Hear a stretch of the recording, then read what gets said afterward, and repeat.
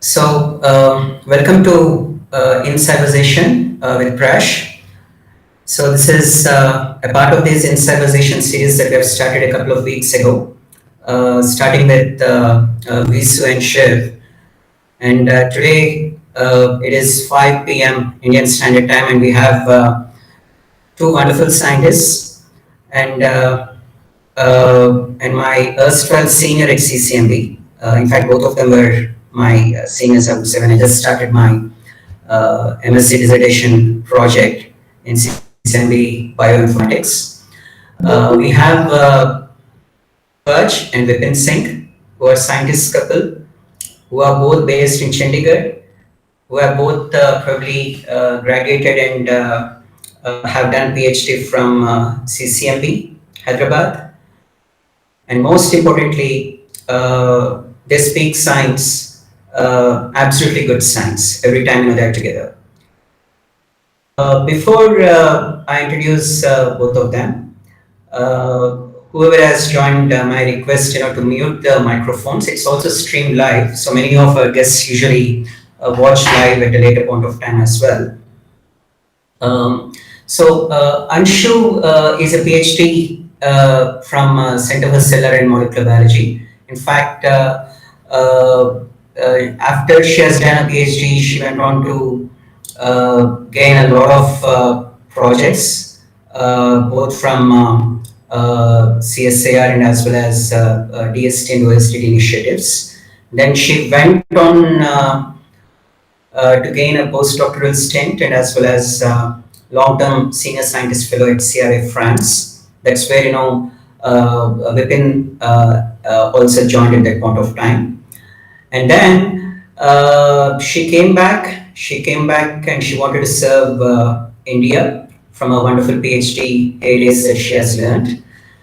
And she has been instrumental in mentoring as many as graduate students. And she has been the driving force for Vipin, and Vipin has been a driving force for Anshu altogether.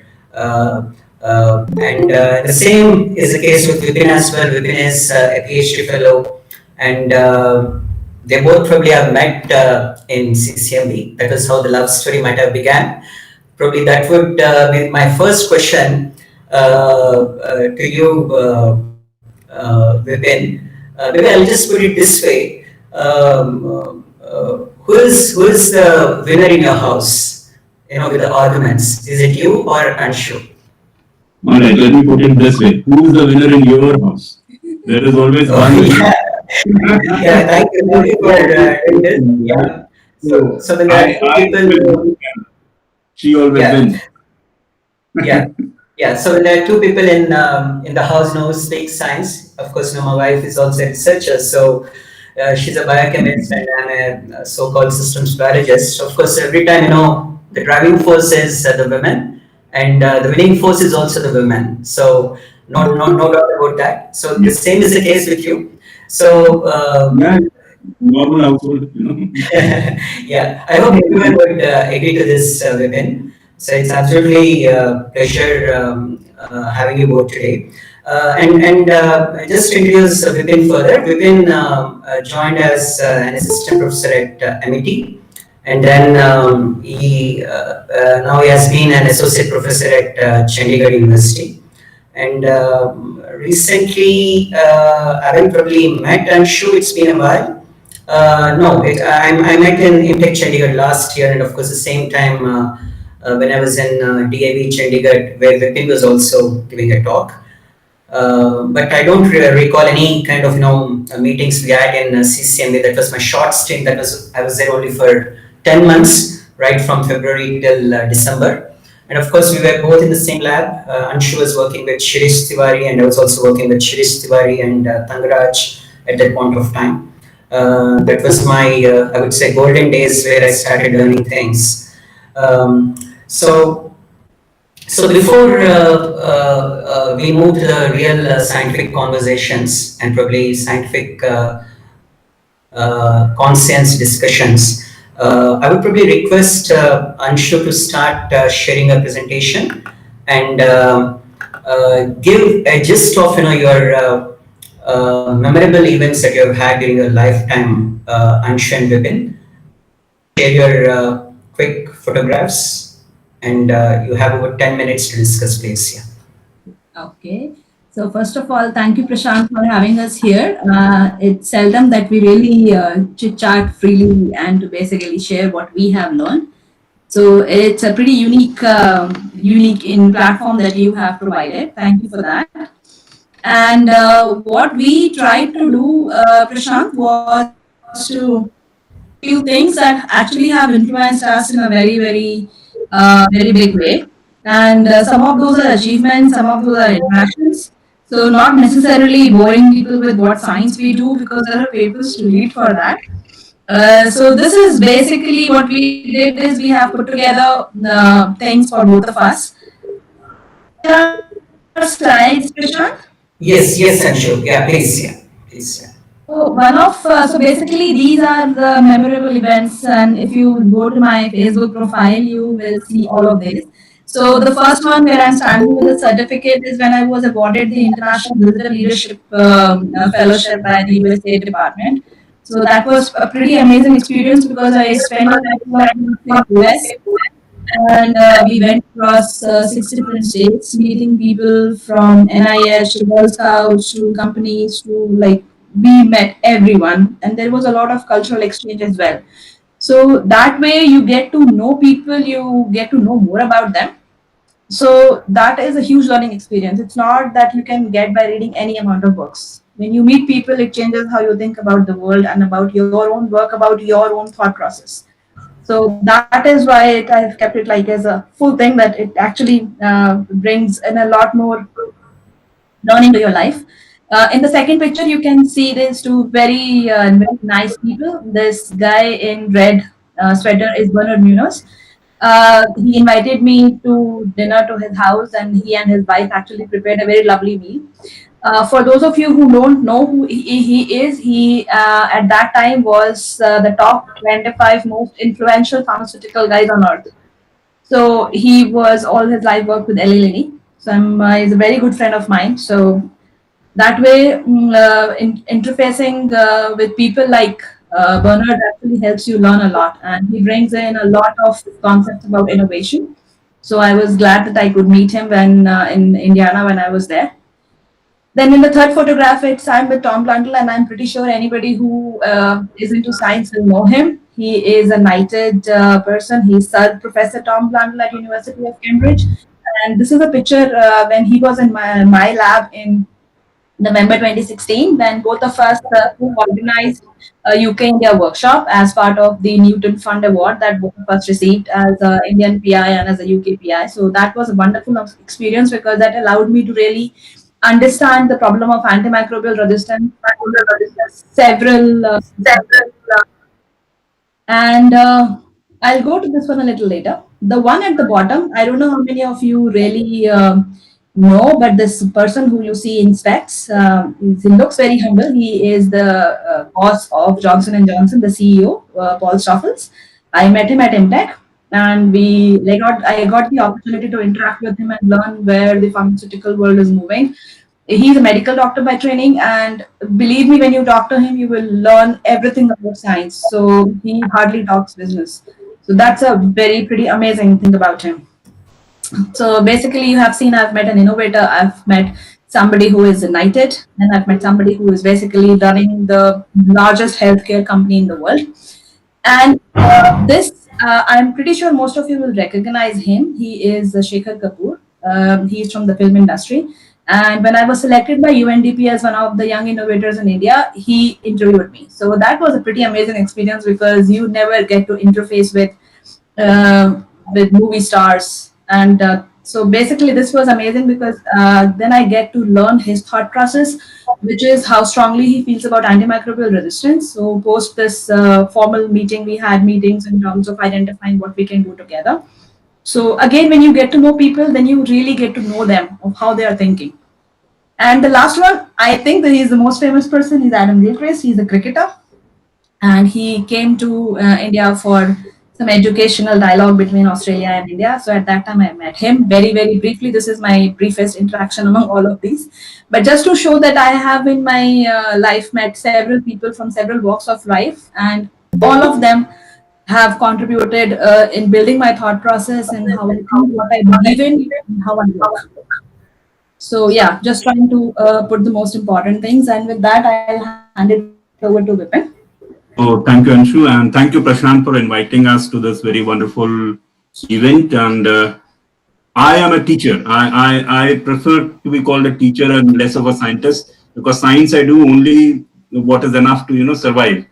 But mostly my major attention is into creating students and creating talent, nurturing talent, and promoting them to achieve their actual dreams and so on and so forth. So I was initially at Amity University, and this is a photo from 2017 when we organized the alumni meet, and the students in first batch from all over the world came in and wanted to meet us. So that was very nice to have students who had gone abroad and so on and so forth, and still wanting to come and meet their faculties. Then in Amity, I was also part of the placement cell, and this was our placement coordinators and students who worked day and night with us to ensure that most of the students, at least 80-90% of the students, get placed in their careers of choice. Then, of course, this is master's batch, and it is very difficult to actually sort photographs from my folders. 1,000 photographs. You a photographer in some respect. I do a bit of photography, so it gets really difficult to find an assortment of photographs and put them together. So whatever I could lay hands on, and right now we are in the induction process in the university, so it was a really busy day. So I just happened to get some photographs. But of course, this one is my first batch again, and this is one of my favorite photographs. We were all together, we partied, and then we had a lot of fun and enjoyment. This was their last day in the university, and we organized a big party there. These are my photographs from Chandigarh University. This is my last MSc batch, which I had taught before leaving for the postdoctoral position last year. And this is again Amity University, the MTech batch. The BTech students, this was my first BTech group that I taught.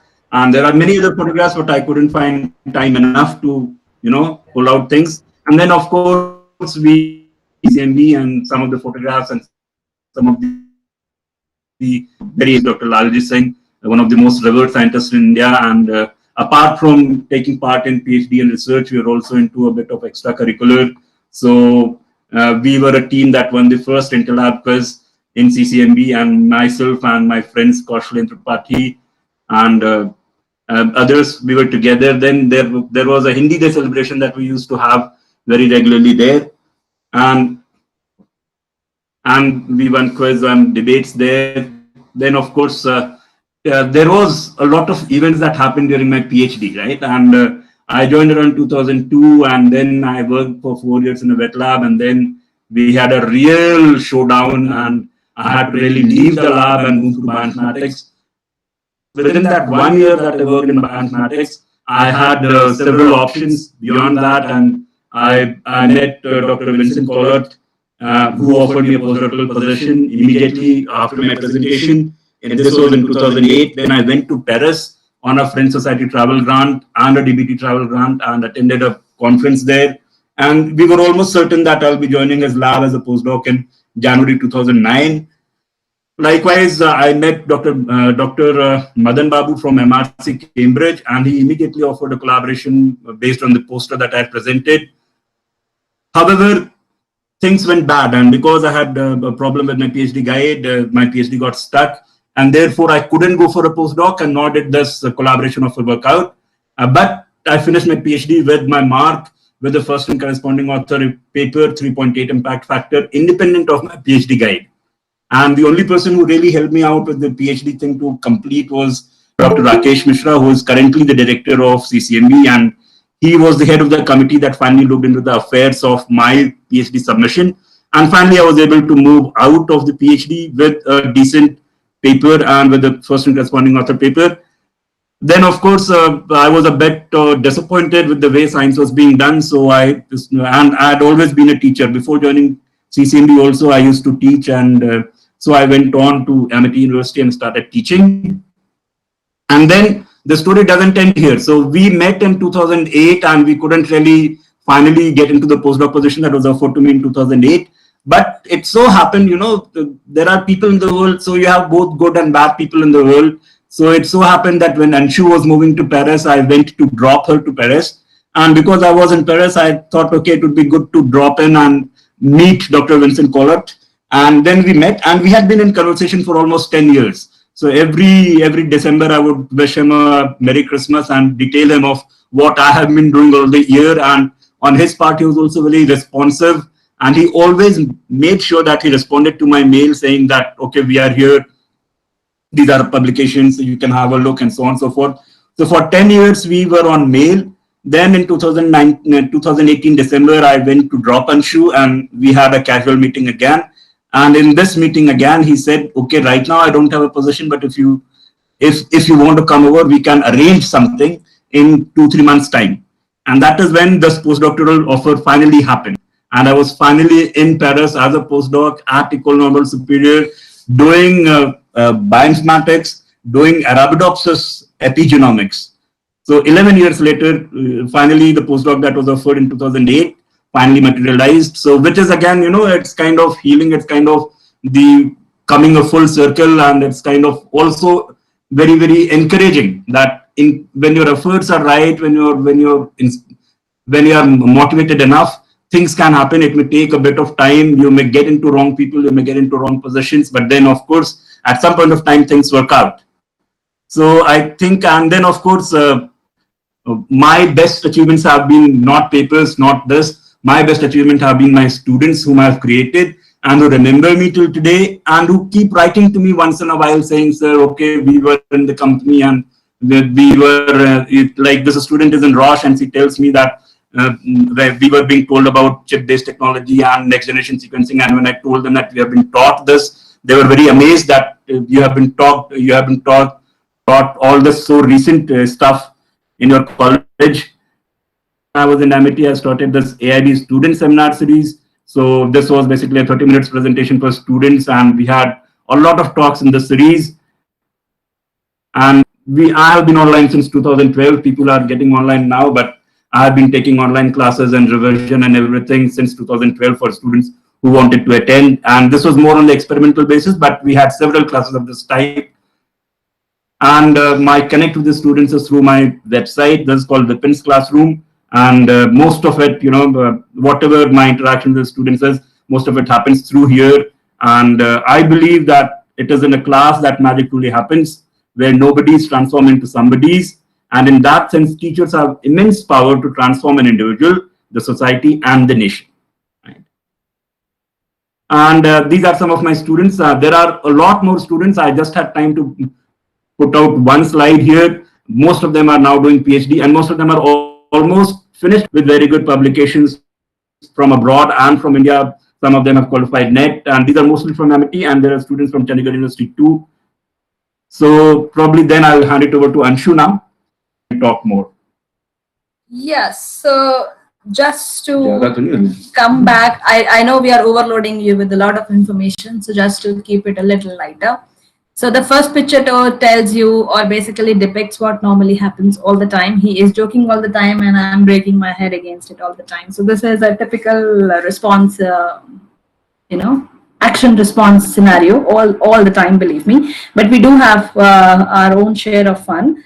The thing what you asked Prashant in the beginning, who is the driver in the house or who wins the argument, I would like to just add to that. See, the point is the kind of opportunities that I have been able to exploit in my career is when I moved from Hyderabad to Delhi. Then from Delhi, I moved to Chandigarh, from IGIB to IMTech. And then from IMTech, I moved to this group leader position in Paris last year. And then came back. All the time, he has been the driving force, because I would say that because there has never been a point in my decision making where I need to worry about so basically there is no concept of me getting inhibited in doing anything. It's all full on 1000% support that I get, and which I think I'm pretty lucky. Not many people really have that kind of privilege. And he has joined me everywhere I went, which tells us one thing, that he's so competent that wherever I move, he'll find a position. And people who are looking for jobs will know how hard it is. So he has always been supporting me in whatever I do. Terrified where she's moving next. And this, as Vipin was showing his lab, I thought I'll show mine too. So in the first picture on the left-hand side, if you see, at some point, mine was an all-boys lab. And it remained that for quite some time. And then I had some girls in my lab. And if you see here, these are my current PhD students. Anurag has already moved to UCSD. Arun has already moved to ICMR. And I normally don't work within my lab. I work outside my lab also. So if you see here, these are PhD students of several PIs that I have worked with when we were developing the MPDS platform. And I usually have a lot of fun. So if you can see here, Sakshi, I think she's on the call, and this is a very, very old picture. We all went to Japan together. So the point is, it's not just what we do in the lab. We also actually have a very nice environment in the lab where we actually play with each other, we have fun, and we work as well. And this is again, I could see Dhruv in the audience, and this is the team that finished Savior. I didn't want to show the project here, but this is just to show that I work with a very large number of undergrad and graduate and masters and postdoc students to finish many, many things. Again, a snapshot of my extended lab. Not everybody is affiliated to MTech, but then that is how I like working. I don't like boundaries in science. And I actually like to work with anybody who is interested in doing anything. And this is my lab in Paris when I was there. So Rafael and Rania were working as postdoctoral fellows with me. And then I had 3 students, Alexia, Noor, and Guillaume. So it was fun because I think it's a unique opportunity to have a job in India and then run a lab, an international lab somewhere else in the middle of your career. And this is amazing because now I have an even wider network. And as you can see here, these are other fellows who joined with me. Roberto he's a group leader at Pasteur. Then you have Lyubov, she's from the Bell Labs. And then you have Mark, he's from Harvard. So the point is that I really got an opportunity to work with the world leaders while I was in Paris, and I made friends with them. And this is basically showcasing or, selling myself. I have given several interviews. This one was the most legitimate one in the sense that it was on the national channel. So yeah, it's a question of science and it's out there. I would like you to go and take a look at it. And Prashant, I don't have any more pictures to share, but I have a video. I think I would like to the video towards the end of the presentation because it's just a 1-minute video, and I think that will be nice. Okay, yeah, sure, Anshu. Yeah, what an inspiration, Anshu and Vipin. It's been absolutely an amazing journey. I'm sure the students over here would definitely take a leaf out of this. This has been an absolute journey, from both of you. So one of the most important things, probably I would start with Vipin. You were in CCMB and you have had an amazing journey with the Wet Lab. Then you nurtured yourself towards bioinformatics stream, and that was just for a very short stint. And then you got your own publications, and then you had a lot of passion for the teaching and all the stuff. One important thing that probably, if I may ask you, what is the striking difference that you might have really found between an academic setting in India and probably the kind of academic labs or academic setting in Europe? Academic setting in Europe is more professional. India, it's a bit of drag and professional in the sense that there is clarity in thought, there is clarity in expression. Things come up very quickly. You don't have to wait for the equipments or for the lab reagents or whatever. So that way, the progress that you can make is much quicker and much faster. In a lesser time, you can achieve a lot more. They are very targeted. Most of the labs are very established and they have been there for almost years and doing the doing same kind of, and also diversified a bit. Plus, they also don't want to do everything by themselves. If there is something that is slightly off topic and they still want to work on it, they'll find a collaborator who will do it for them. So time is in essence. They are very quick at things. They are very fast, and they're also very very empathetic, and they're also very professional in the sense that never would you get a mail on Saturday or a Sunday. That is never going to happen. They are never mindful of how much time you have spent in the lab. They are more mindful of how much work you have done. So in that sense, I think you are more open, you're not under pressure of everything. So you can have your own time, your own concentration. So you can choose a time of your calling to work, and nobody is observing you all the time, how much time you spent in lab. So those kind of things are very nice and ethical and professional. And of course, so I think that is what makes the difference. In India, we work a lot, but the productivity is a little less. For some reasons, it could be delay in everything, starting from your official memorandums, whatever, to your indenting, to your chemicals, to your understanding. There are many things that can delay things here, which is not the case there. Right? So, in fact, I had almost a 10-year of. I did a bit of science, but not so much while I was teaching. So I was under the impression that probably I may survive or may not survive this postdoc. And you'll be happy to know that I was actually offered an extension, which I had to say no only because of the COVID and because Anshu is here. And my main reason was moving out because of the family reasons. So now I'm waiting where Anshu is targeting next. So I have to see where I have to go next. Right? Yeah. Yeah, wonderful, Vipin. I think you rightly put it. So coming back to you, Anshu, in CCMB, you might have observed that the kind of professionalism that you might have gained in terms of the science that you probably do, the kind of open science days or open days that CSR labs would probably herald the students, inviting many young students to visit the labs and have those kind of things. So how did it really go along with you in CCMB, and how exactly you arrived at CCMB? Put it for the audience. Yeah, so primarily one thing was, Prashant, that I from very early on in my school days wanted to work on public health. That clarity I had for a very, very long time. I really didn't know what was the best way to get into it. So I thought maybe doing a PhD where I can basically contribute something in the domain of public health. While I was doing that, while that thought process in my mind, the news came of the human genome sequence being launched. So it was only a matter of time that at that point we had one genome, but since we have cracked the technology, and the whole purpose was to understand the billion population from the genome perspective, to see what causes the disease and how we can cure them. My interest always was to identify biomarkers for early diagnosis.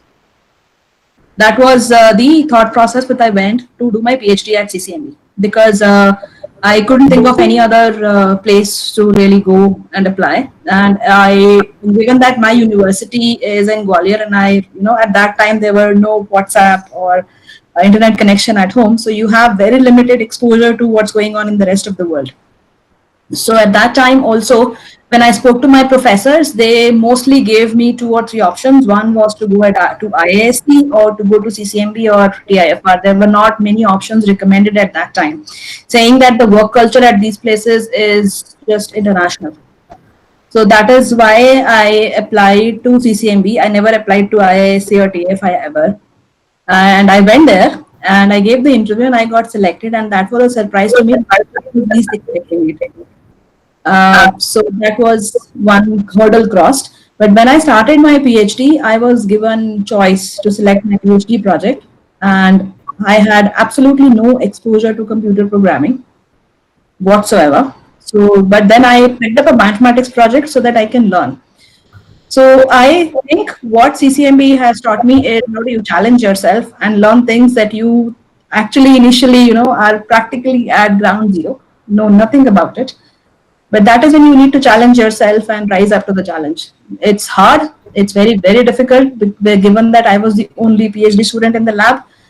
Though I had to club my lab meetings with some other teams, other groups, because I was the only one not attending lab meetings on a weekly basis. I was not making presentations. So that was a major headache for me, because I was thinking I'm losing on the opportunity to learn how to present my work to somebody else, how to get criticized, how to improve. So if in my PhD, if you will see my CV, you'll see that I have made more than 20 poster presentations and oral presentations. I used to go to every conference happening in my field anywhere I could find. And that is how I got a feedback on my PhD. So it was a very unusual way of receiving feedback, but there was no other PhD student in mathematics. There was no other way for me to find out what I was doing really meant anything or not. So yeah, so being in CCMB, the one good thing about that is you're only worried about your work. Fortunately, I was not stuck with, like Vipin had a very nice boss. Shirish, you know how such a nice person he is. So he let me be independent. That was one thing I learned. So I learned to being independent very early in my PhD, and that is why I think the one right after my PhD, like it was just 1 month after my PhD, I was running my own lab. So I think that independence all PIs should give to their students. They are not students anymore. Once they get a degree, they are your colleagues. So we should stop treating them as students. They are our fellow colleagues, and they should be left free after, I think, once you know that the student has understood what they are doing, just let them be. If you try and interfere at every step, they'll never be independent. It's okay to fail. There is no problem. Fail one time, fail 100 times, big deal. Invest time in failing and relearning. But in order to make your lab more productive, you are not letting the student fail and using everybody as an assembly line to produce papers. That is very damaging. You will produce people who are very good technicians, but you will not produce good scientists. So that learning opportunity, one should not deny and take away from students. That is something my supervisor never did, and I am really thankful to him for that. But I think a lot of people who are we're publishing very well. I'm not saying they're not teaching their students, but I think the holistic 360-degree understanding will come only when you let these students fail and learn and fail and learn. So yeah, that is one thing that I learned being there. Yeah, wonderfully instructed, Anshu. I know in CCMB, Laji was there at that point of time. So, if I may ask you both, how big was an influence on you, with the presence of wonderful scientists like Laji, Utpal Batra, Shirish, and all those, wonderful scientists in making, with, every Friday talks, every Wednesday talks, going on. And of course, your own lab meetings. How big was an influence on you, with these perspective? That was my question one. And number two is, in fact, I know, at least, I myself have really learned, a lot of things, disagreeing in an agreeable way, being in CCMB. That was my just, short timings in CCMB in 2002. I just started my MSc. Even when I was ousted from the lab, from one lab to the other, there was a kind of a general disagreement at some point of time.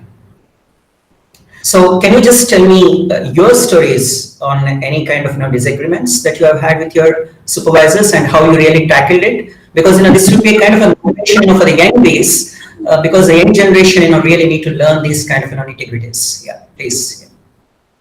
So maybe I can begin. So mine is a story of disagreement through and through. So much so that at one point of time I have to sever all my connections with my boss and move into mathematics. So my idea is that, if you are into a PhD and you are into an uncomfortable relationship with your boss, you should not extend it beyond a point. Initial 1 year will be good enough as a starting point to know whether you can get along with the person or not. For anybody who's entering into a PhD, if you have a problem in the first year, please move on. Life can always give you more chances, and the idea was like, even when I had a difference of opinion and I had problems discussing science with my guide, And so it so happened that, I said, okay, let's not work together, and I'll work independently. And in that sense, Lalji was very supportive. Dr. Lalji Singh, it allowed me to be independent of anybody and work for some time. And within that time that I worked, I got one postdoc position, one Cambridge collaboration, and all that. So basic idea is sometimes you should leave the student independent, and probably he would come back, because at fourth year of your PhD, more than the boss, you are worried about your PhD. Right? So that is something that all bosses have to realize, that it is not that the student is whiling time. He himself is so worried about things that he would, if you leave him and allow him to use his energies, he would pull it off. There is always the last stand, the rise of the wrestler kind of thing. And that always happens when the deadline is there. So, but then in my case, it was a bit different, that we had so much of problems that I had to move on, and we moved on. It is fine. I was okay with it. And in 1 year, 1.5 years, I had a postdoctoral position. I was about to book my flight when she refused, and she said, I will not sign your thesis. That is where, and in India, the rules are such, and Dr. Lalji tried very hard to ensure that it can be done amicably, but it did not happen. He talked to the JNU registrar, and the JNU registrar told him that in case the student changes the guide, you'll have to stay for a minimum of 2 years. Otherwise, you have to convince the person that no, you can go, and all that. So, and of course, on all of this, you lost a lot of time, you lost your motivation, you lose your big thing. So the idea is, people in education can also, get back to you and wait for their time to get back to you. My idea was, okay, whatever differences we have had, now it would all be settled, and we'll have a very easy departation, and we'll be fine. But that did not happen. So my idea to all students is, if in case you're not getting along well, please, 1 year is good enough to know what is the time and how much you can bear. You must move on. There is life beyond PhD, and there are many other PhDs available. It is not one PhD that is there, no. So there are so many positions. If you are capable enough, you will get along very well. Second point, when I joined CCMB, there was very little biotechnology that I knew of. I was a master's in zoology from Lucknow University. I was amongst the rankers, but then we had not done too much of molecular biology, or we had not even seen a pipette then. So when I joined CCMB, everything was so new and everything was so exploratory. So in that sense, it took me some time to get into the groove, to realize, to understand, right? And then, of course, you start growing as you read more papers. So one good thing that happened while I was in lab with my guide was that she would give me a lot of presentation assignments. That every Saturday meeting, if there was nobody else who was ready to present, she would say, do you have anything, have you read? And I would always be ready to present. And in fact, in CCMB, I also ran what is known as the CCMB Student Seminar Series. So this was also a series that was started by me as a student initiative to present current and relevant science and everything. And anytime there was no speaker available, I would make myself available to present. So these were the times when I really grew, it really made me into to realize what all is available, and grew your knowledge base. So reading is very important. The more you read, the less time you will spend in lab. Every PhD student or every scientist must know this. And I'm sure everybody knows this. I'm just restating that the more you read, the less you will have to spend time in the bench. So I guess I'll stop here and maybe we can continue, right? Anshu? Yeah, so basically to answer your two questions, Prashant, one is I normally don't fight with people because except Vipin, because I know other fights I cannot win. So I normally take the stand that Gandhiji takes. I am on the Satyagraha type of scenario. I make other people feel extremely sorry for me and rectify their mistakes. So that is the normal route that I take. That is the kind of person I am. I cannot help it. I give it back. I am, and it is only Anshu's moderating effect that things didn't get worse. So that is a personality, contrasting personality we have. But I've been more bold now after 20 years. But when I joined PhD, I was a very docile, meek student. I never took anything that was wrong. So I fought for the right part of the whole thing, but my fighting scenario or method is very different. Coming to what I learned from CCMB, see Prashant, the good part about that place is that every faculty you throw a stone and pick a faculty, they are world leaders in their field. So the opportunity that you get is if you actually have an idea or you want a clarity or you want to discuss on some random thing. Like when I was looking at some of the data sets that I generated as part of my PhD project, I had very little knowledge of how protein structures behave. And I had this very stupid idea. So I was not sure even I was scientifically right in thinking that or not. And despite reading, I couldn't resolve that thing. So I straight went to Shankar Narayanan and we talked with him.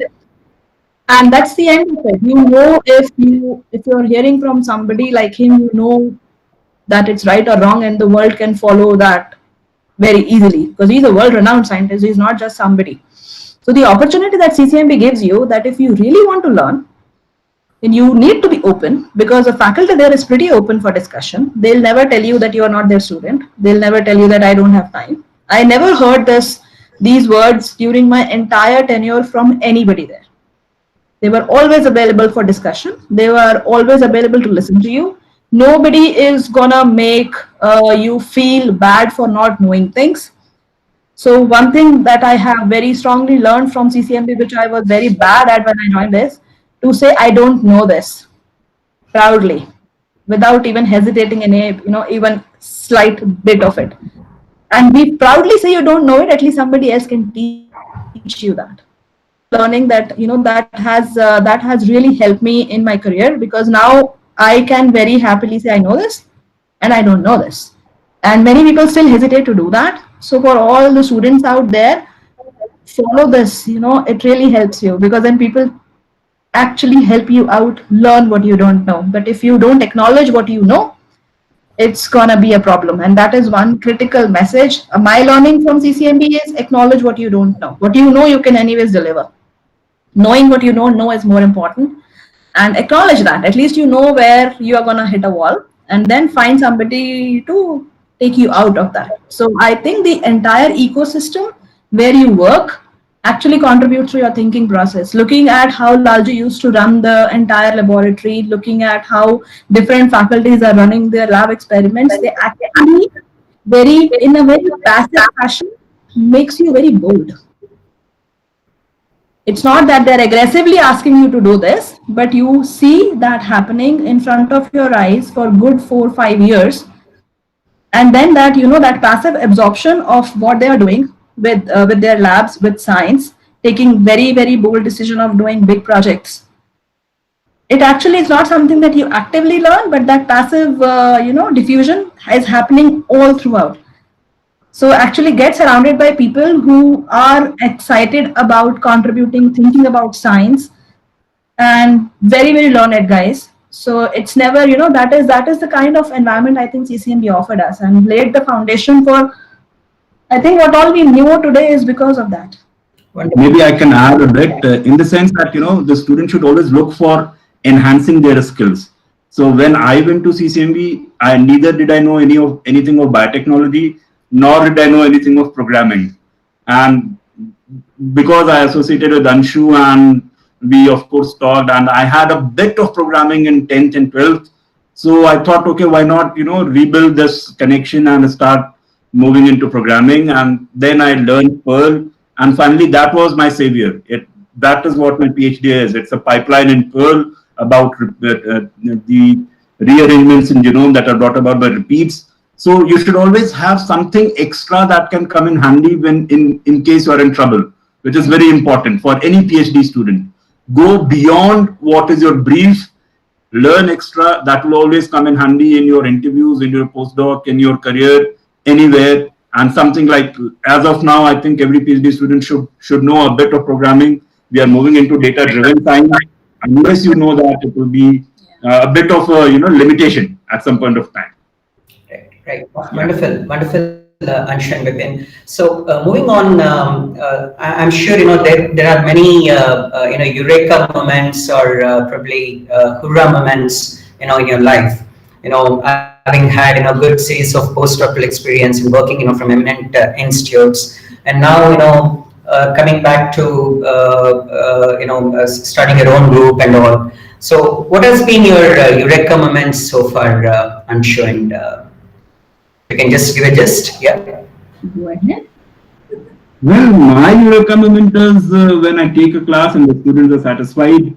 That is my eureka moment. There is nothing more than a student who wishes you genuinely, smiles at you genuinely. That is my eureka moment, and luckily I have been very rich in that. Every single student that I have taught and I have been teaching. Generally, I'm one of the most loved faculties, both in Amity and in Chandigarh University, one of the most respected ones. And also, students keep writing to you back, and which is very important. If you go to my website, Vipin's Classroom, there is a section called Student Mails. So students who have left and they have passed out and they are into their jobs and everything, once in a while they get back to you saying, sir, today we are doing this and I remembered you.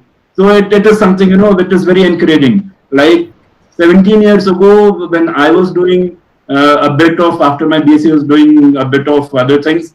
I took a pre-medical coaching as a part-time tuition so that I can generate some pocket money.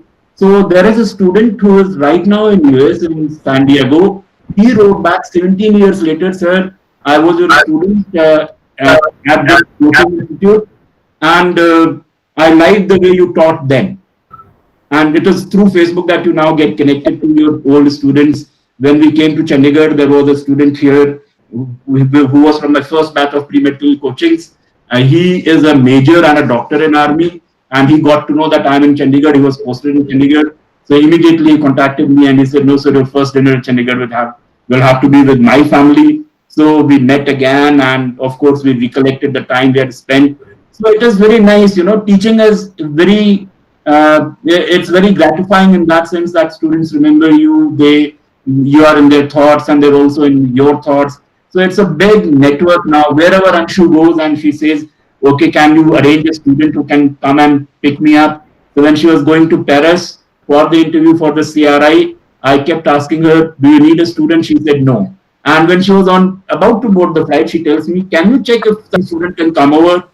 Then I posted on Facebook, anyone in Paris? And luckily, my ex-Amity student, Pranav Jan, he is now Dr. Pranav Jan. He was in Pasteur Institute then, and he went and received Anshu at the airport then.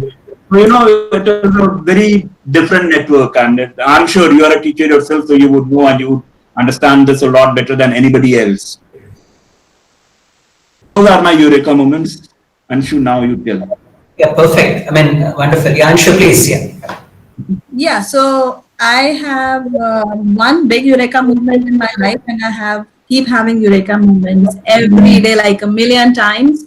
Whenever I learn something new, like say for example, if I'm struggling with installation of an application, if that is resolved, oh, I am super happy. But there is one big moment in my life when I met Vipin.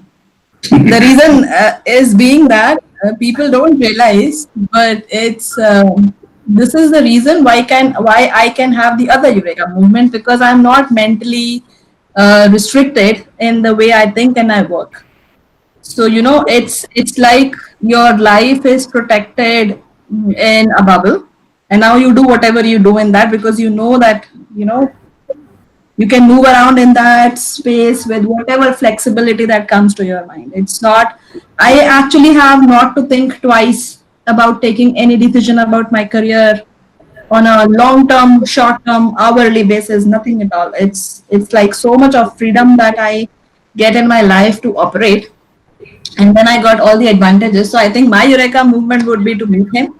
And then the other eureka movements are like spread, tiny ones all around when I learn anything new.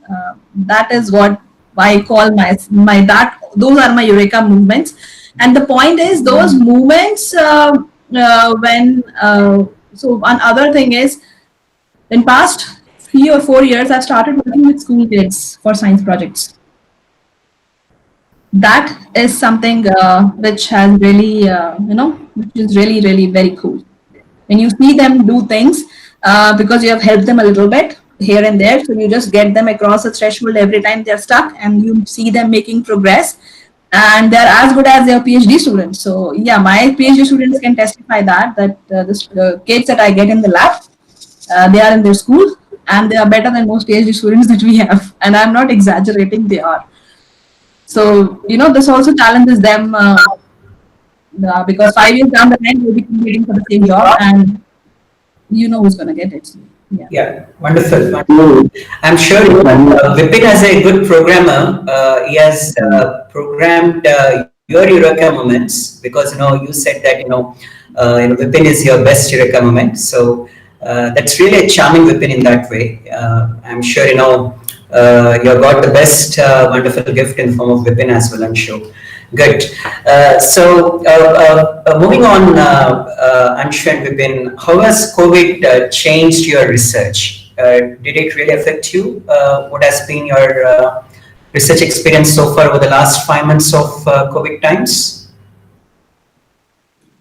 Yeah, so basically, if I really see how it has changed it, so frankly speaking, Prashant, I have always worked with a large number of students online all throughout my career. Like even before I became a faculty.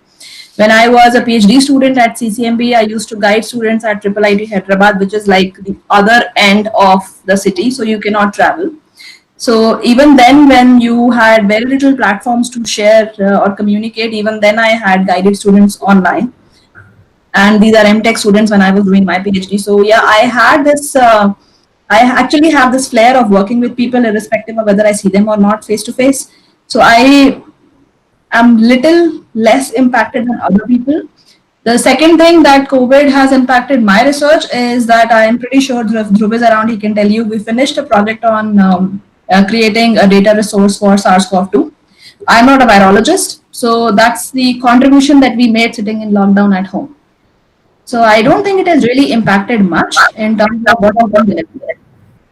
Of course, it has impacted in the sense that day to day, every activity, and that's true for everyone, that everything that used to finish in like 15 minutes pre-COVID takes a lot of time right now, like right from packing your bag to putting on the mask to going to the lab and washing hands. So the protocols that you need to follow to keep yourself safe eat up a lot of time. So that makes you very tired. Otherwise, science-wise, I think I'm good. Yes, in our case, because the university is working online and we're taking classes online, the human resource is not available at the university. So in some sense, it gets impacted. Otherwise, when you have students around, you can always, talk, and you can always design, and you can always guide. And more so in wet lab, it gets impacted a lot more. In dry labs, it is not so much of a problem. You can still do your programming at home, accessing using the remote access and so on and so forth. So probably, it was fine. I'm personally very impacted in the sense when I was in Paris, I was planning a return in April because my schedule was from April till April. And Anshu had moved back in December, and I had dreams of having, pani puri and golgappa and whatnot. Although I did have some in Paris, but then of course you wanted more of it and the Indian taste to it. And in that sense, it got really, your dreams have crashed. I thought when I'm back in India, I won't be cooking, but then now you're cooking day in, day out. So in that sense, it is fine. But of course, teaching is a bit, it is the best thing that we can provide. So the university has a software called Blackboard from the US, and we are trying to, and it is a nice software to have in the sense that you can still connect your students. The attendance is automatic. You can make presentations. You can make a whole part of things that to be done. And that way it is very nice. But of course, a conventional classroom is a conventional classroom. Having students right in front of you and teaching there's no substitute there. It's magical. So in that sense, it is a bit of a trouble, and hopefully we will get out of this soon. And probably next semester we should be on with the regular classes and everything. Yeah. Right, wonderful. So just one more question. Initially, when the lockdown was announced, the team that I was working with on the Savior project and my lab, everybody was in a lot of, it was like a mental shock or trauma. So focusing was getting very hard. I could see that these people are worried. And of course, everybody on earth got worried. So basically what we used to do is we used to organize evening online games like Pictionary or something. So, I think that is something that we should also do, is to see to it that mentally our students are not getting, it's not just about comforting them with work, but if I cannot play with them in the park, I can at least play with them online, because that is how my lab has always been. Like, we have been going out with my lab all the time. And we cannot do this. We found another way to entertain ourselves. Yeah, so this is what we initially did to ensure that everybody is out of that, that cycle of listening to the COVID pandemic and how worse it is getting. So yeah, that really helped all of us to remain sane for this long. Even before I arrived in India, we were in the lockdown in Paris.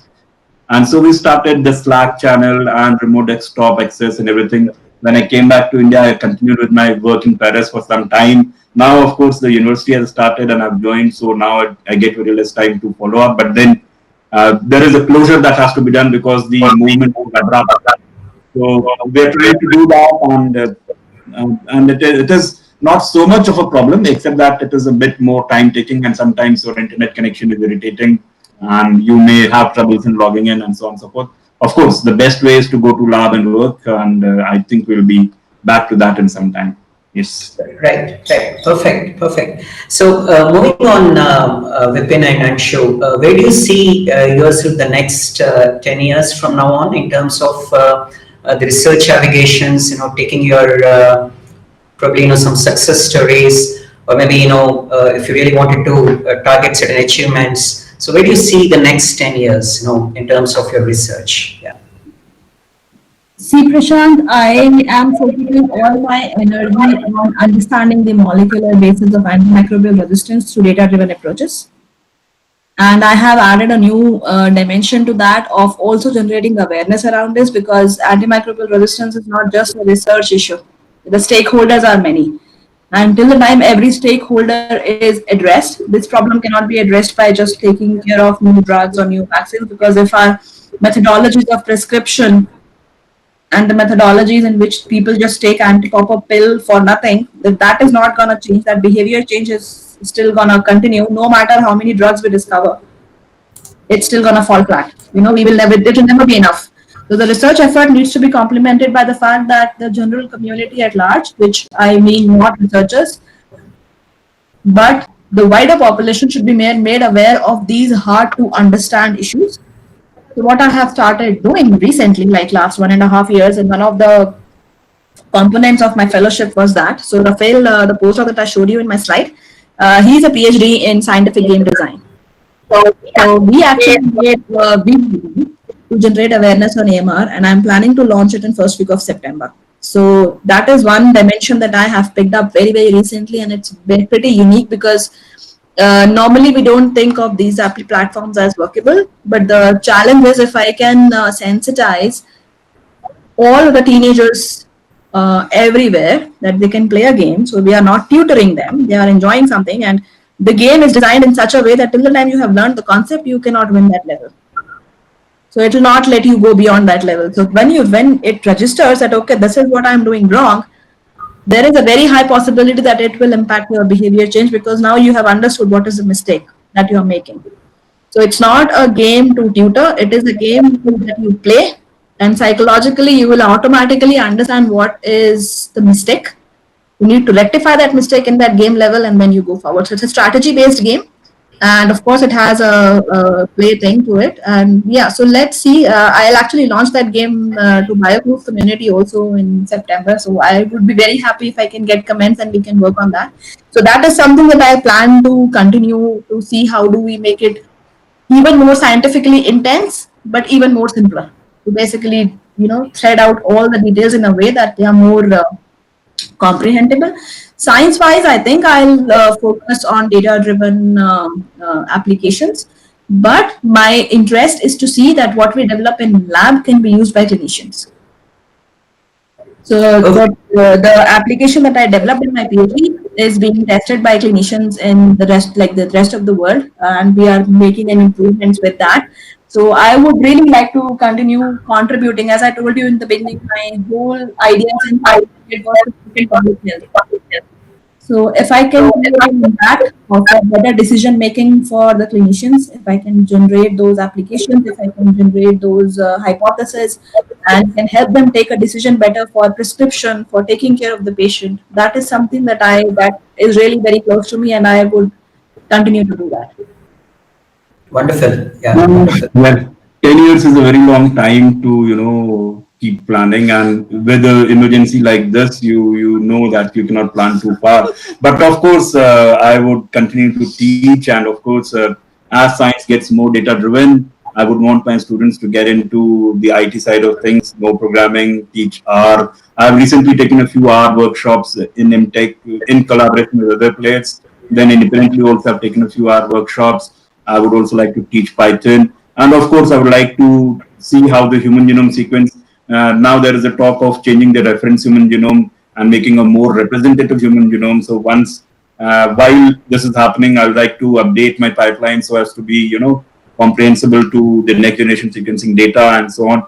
So there is a lot that we can do, of course, but of course 10 years is a very long time. I don't know, I mean, the way the technology is changing, you never know, you might not require anything after some time.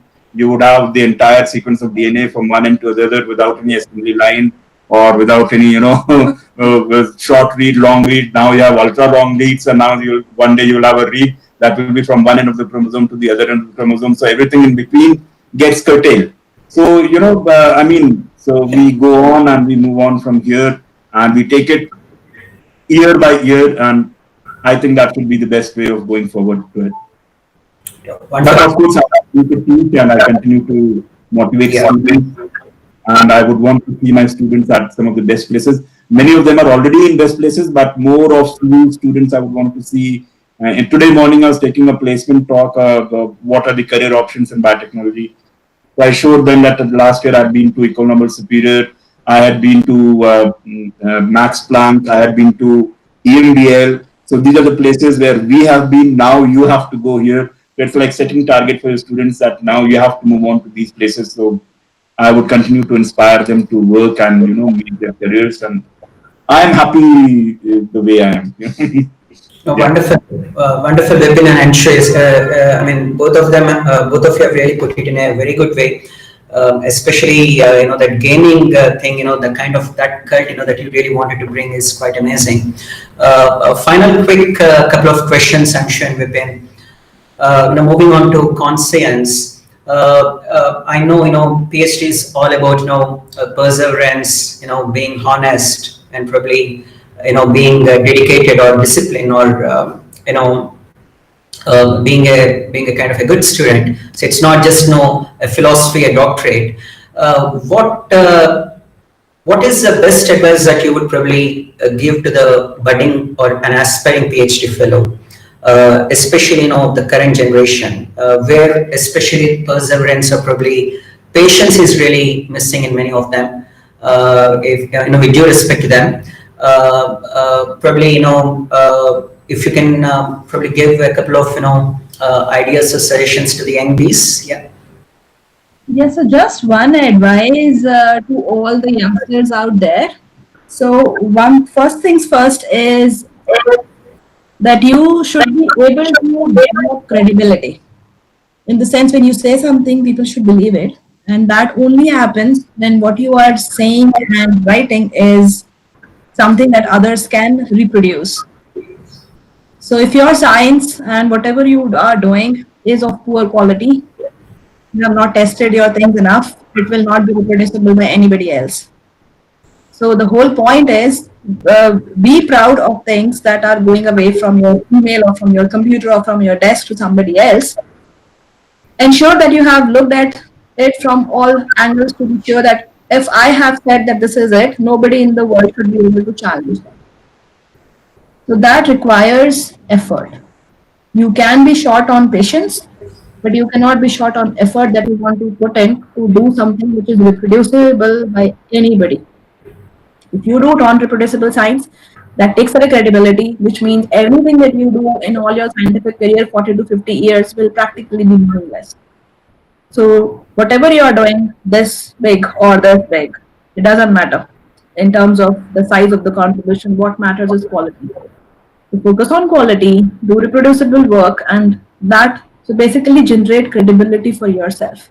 And whatever it takes, everybody has a different mode of working. Some people have a different method. Method doesn't change anything.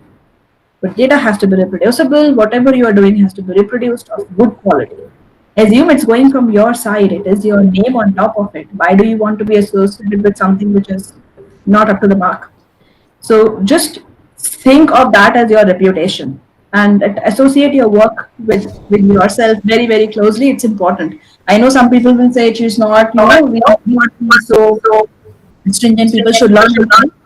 Learning and failing is all right. Honest failures are all right. There is no final answer in science. But whatever you have done should be reproducible. It can be a reproducible failed experiment, big deal. But do things of good quality. Even if it is proving something to not be working, doesn't matter. That is the only message that I want to give, because if you follow this, rest everything automatically falls in place for you to reach here. All right. So my advice to PhD students who are starting or willing to start or going to start is, one, you have to make an informed decision. This is a career that is a long haul. It will take a long time to materialize. There will be long periods of no success. There will be brief flashes of success. So every paper is a success, and then you have 2 or 3 years where you work in again, and then again you get one paper, and then there is always, it is highly competitive. So, you get a paper is fine, but what is the impact factor? How big a journal you have published in, and so on and so forth. So it's a career that is it is a very different trajectory than other careers where that, in 5 years I'll be here, in another 5 years I'll be here.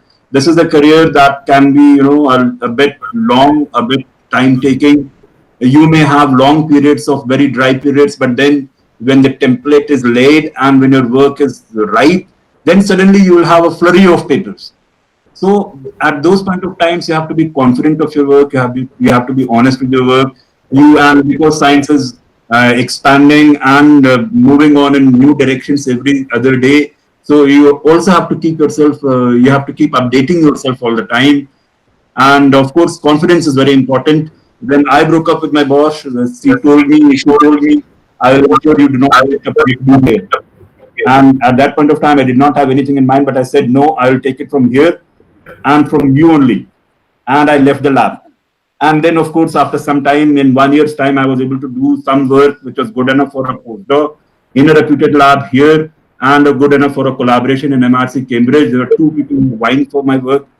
So that confidence will come only when you do the reading. You will have to. It is not easy to move in science unless you put in that hard work.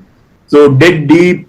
You have to really work real hard to be competitive enough to be moving forward. And of course, you can always move forward, and there are diversifications that you can have. You could get into the actual teaching positions. You could get into the core research positions. You could get into companies with marketing, sales, whatever, business development. So now PhD is something that everybody is opting for. And in fact, I feel sad also in the sense that anybody and everybody is going for a PhD. And where you are going from, it will also be very important. Do it from good places. That is first important thing. I generally promote students to go abroad for a PhD and then come back, because for some reasons we evaluate a broad PhD much higher than our local Indian PhD. If there are 2 people who are applying for the same position, one from abroad is likely to get that position more easily as compared to one who's done it here. So, and of course, after PhD, you must go for a postdoc. We didn't go because we're already into jobs, but then at some point of time, we made a course correction and both of us went for she went as a group leader, I went as a postdoc. So I think you also have to plan your career as per your requirements, as per your needs. And I think that should be it. That should be it. Yeah. Yeah, just to add to what Vipin said, for all the people out there, think of science as music. It may be very nice to listen to a song very well done, but now science is not about listening to that song. It's science about creating one. So can you compose one? So learning the notes of the science and then putting it together in a meaningful way where it is not noise, but it is soothing to the ears is not an easy job. So if you like science because you have seen some discoveries and they are very fancy, that's listening to music, that's not doing science. Science is about when you start composing the same thing. It can be very, very hard, it can be very, very boring, but it is very rewarding. So the point is, do it only with the right mindset. As Vipin has said, decision has to be there before you get into it. Wonderful, wonderful, Anshu. I mean, amazingly inserted by you both. So that almost, comes to the end of this incisivization, Anshu. But I think you just wanted to show something. Would you mind showing that video that you wanted to present, please? Yeah, and then I'll wrap with my final comments. Yeah. Okay. Yes. So basically, one of the things is that I may not be very aggressively talking about equality issues and other things. But if you look at, so basically, while I was preparing for one of the interviews last year, and one of the questions of this interviews is how have you taken care of equality in your lab? And I never really actively thought about it. So I went back that I've published so far and made a male-female list of what my co-authors are. And I did that for the first time in my career in 20 years. And I could see that it is 50-50. Which means what? That if I am only looking at talent, gender was not even a consideration at that time. Which actually means that if you are unbiased towards that you want to work with males or females, you will get a 50-50 ratio. But we don't get to see 50-50 faculty in any of the laboratories. We don't get to see that. We don't get to see 50-50 at leadership positions. So there is definitely some problem. I don't actively talk about it because I think people will think that you are a very politically minded, oriented person, which I am not. But I try to promote these events. So one of the events which myself and Lyubov, my Bell Labs did last year was with UNESCO. And that is, we made a promotional video for that to ensure, what do we think. So what you will see in the video is all other people in my lab at CRI, and they are saying, I believe in equality in their own native languages. And that will show you the diversity of the place I went to, and the fact that we spoke to many, many people, and these people really agreed to be part of this video. And I thought it will be nice to basically share it with here today. So it's a very short video, just 1 minute, and then yep. So can you see my screen, Prashant? Yes, it's coming on now. Yeah. All right. So maybe I can volume. I hope you shouldn't do when they say something. Let me know.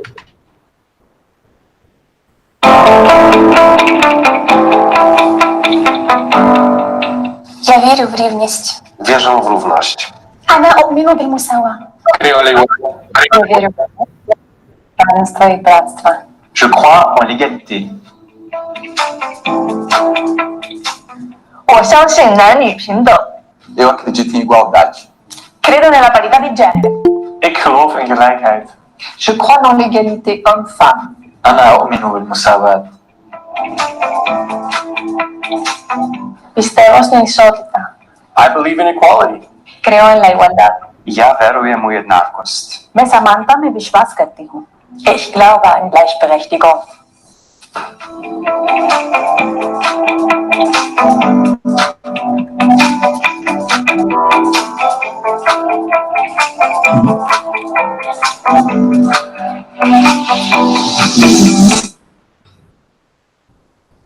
Oh, this is awesome, Anshu. Yeah. So it was just an effort. When I went there and I saw like there are like people from 50 different nationalities, I thought, why not? And that is when my fellow colleagues there with my other friends, Aya, Lyubov, and myself collected these members, and we said, if you really believe it, say it. So yeah. That is what. So I believe in equality of all kinds, not just the gender one. And that is, I think, also because of the fact that I've been at my house when I was a kid, when I went to school, when I went to college, when I am married to people who are very open-minded. Everything actually makes an impact on how you think about all these aspects. It's not just one thing. It's a collective contribution of all your experiences. Yeah, wonderful, Anshu and Vipin. It was an absolute pleasure having you today. You have been awesome, and you have been incredible. And most importantly, thank you so much for the wonderful time and energy that you have bestowed on us today. I'm sure there are pretty young minds who would really take inspiration from this wonderful journey of yours. You have amazingly spoken about your heydays, the kind of struggles probably you have really come up, the kind of success stories that you've really built along, with the kind of openness that you have had. Most importantly, the kind of journeys that you have traveled together, which is quite fascinating. And above all, who says these days that you have had a kind of an open disagreements with your supervisor? I don't know. I don't think the young generation today, even in CVs or even in these kind of interviews, no one would really say. I mean, so these kind of things, these kind of openness, disagreeing in an agreeable way, augurs pretty well for a scientist to be successful. And you have shown the world, what kind of scientist you are, you were, and you will be in the future. The kind of the journeys that you have really made, and this is really terrific. And I would rate this as the best interview so far, Anshu and Vipin. Thank you so much, for having with us. So, do you have any final quick comments, Anshu? Just for less than 15 seconds, yeah. Not much, Prashant. I appreciate that you are inspiring so many young people, and you gave us a platform to share our individual stories. I don't remember at any point we did that, so this is amazing. That I think it's not about the achievements at the end. It's about what you learn, and can you be a better person than you were last month. That is how I see myself growing. That is all I think all of us should do. And I have been lucky to have him by my side. And the advice is find somebody who really sees the best in you and makes you better. That's one big thing, because believe me, people will not realize, but it changes the whole way you live your life. So, and thanks, Prashant. That is amazing. Like, I never spoke in such a candid fashion ever on any platform. Right. Thank you. Thank you so much, Anshu. Thank you so much, Vipin. It was an absolute, having you both, absolute pleasure having you both. This is recorded, and I'll probably send you the YouTube recording in our page. And you have really, set as a kind of a precedent for bringing, more elite scientists, in Cybersation with me. Thank you so much, Anshu and Vipin. Thank you so much for your time. Thank you so much for calling us here. And yeah. It was really nice to Thank you. So friends, I'm sure you might have really learned wonderful lessons today. So please take this, ensure that you take these success stories that you have really learned from this interview, and please ensure that this baton is really passed to the next generation. Thank you so much. Thank you one and all. Bye bye. Yeah. Thank you. Bye bye. Yeah. Thank you. Yeah.